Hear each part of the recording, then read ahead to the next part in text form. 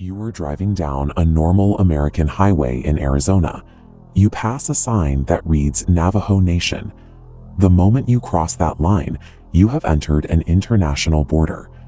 We learn the boundaries of the 50 states in school, but look at the map they don't show you. It contains 574 recognized sovereign nations operating inside the United States right now.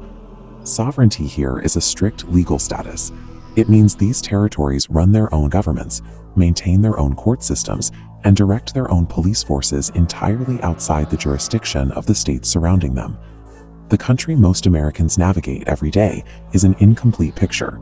You are living inside a patchwork of active, independent countries hidden in plain sight. Look at the city grid of Palm Springs, California. The blocks alternate in a rigid checkerboard pattern. Half of this high-end real estate is legally owned by the Agua Caliente band of Cahuilla Indians.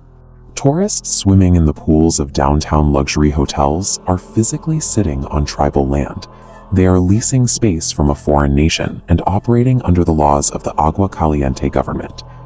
Tribal sovereignty operates right in the middle of major American economic centers. Before European ships arrived, this continent was fully populated by politically organized civilizations, governing massive territories and extensive trade networks. The Haudenosaunee Confederacy had been running a functioning multinational republic for centuries. In 1987, the U.S. Senate formally acknowledged on the record that this specific native democracy directly influenced George Washington, Benjamin Franklin, and the drafting of the United States Constitution.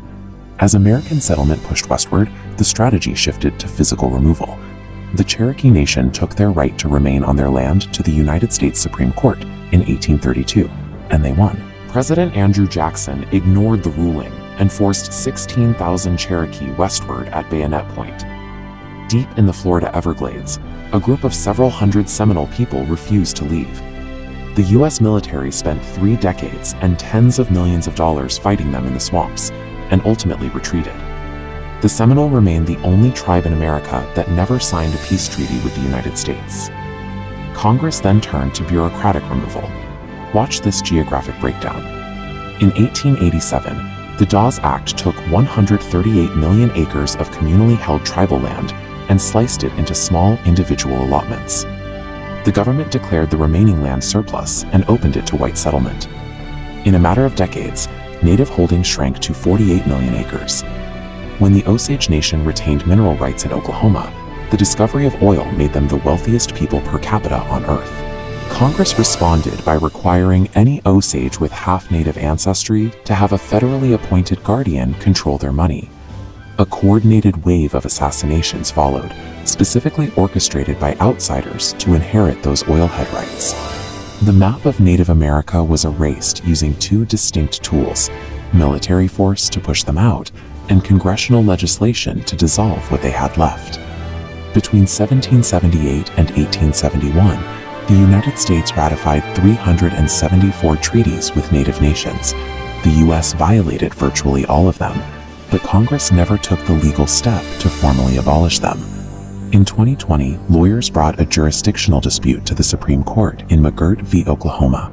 They argued that because Congress never explicitly dissolved the 19th century treaty establishing the Muskogee Nation Reservation, that reservation still existed. The conservative majority looked at the text of the law and agreed. Overnight, the legal map of Oklahoma split in 2. The eastern half of the state, home to nearly 1 million people and the city of Tulsa, legally reverted to tribal jurisdiction for major crimes.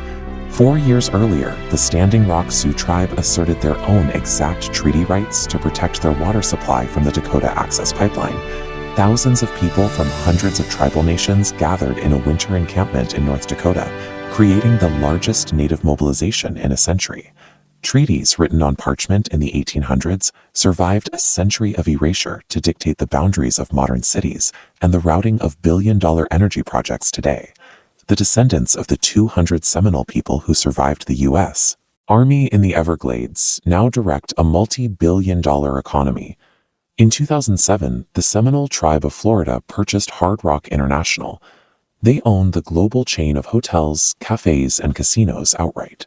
The Haudenosaunee continue to issue their own national passports. In 2010, the Iroquois Nationals lacrosse team, competing in a sport their ancestors invented, refused to travel to a world championship in England on U.S. passports. They missed the tournament rather than deny their sovereign identity. Yet millions of Native people navigate policies originally designed to erase them. The federal government introduced blood quantum laws to measure Indigenous ancestry by fractions. If tribal nations strictly maintain these requirements as members marry non-members, the mathematical fractions shrink with each generation, threatening to define tribal citizenship out of existence.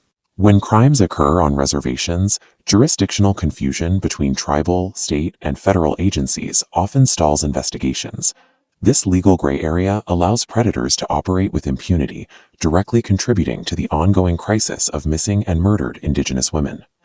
Native nations execute billion-dollar corporate acquisitions and assert international sovereignty, while their citizens still fight to survive the systemic traps left behind by federal policy.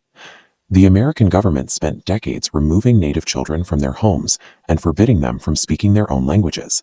Then, during World War II, the U.S. military asked Navajo speakers to use their language to transmit secure intelligence. Using their native tongue, the Navajo code talkers created an unbreakable cipher that secured pivotal military victories across the Pacific Theater. Today, the reality of Native life extends far beyond the borders of a reservation.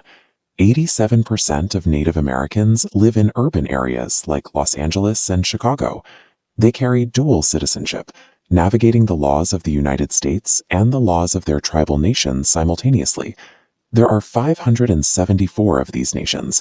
They operate their own courts, manage renewable energy portfolios, and build modern healthcare infrastructure. The map of the United States is an active legal landscape. The nations that survived centuries of removal are using the very laws designed to contain them to expand their jurisdiction, build their billion-dollar economies, and permanently assert their sovereign place on the North American continent. Did federally recognized native nations have their own government while also existing within United States? So please guys answer my question, and thank you so much for watching. Goodbye and take care. And this question is literally very hard, so try this my question answer. And first of all, thank you so much for watching this my video. So goodbye and take care.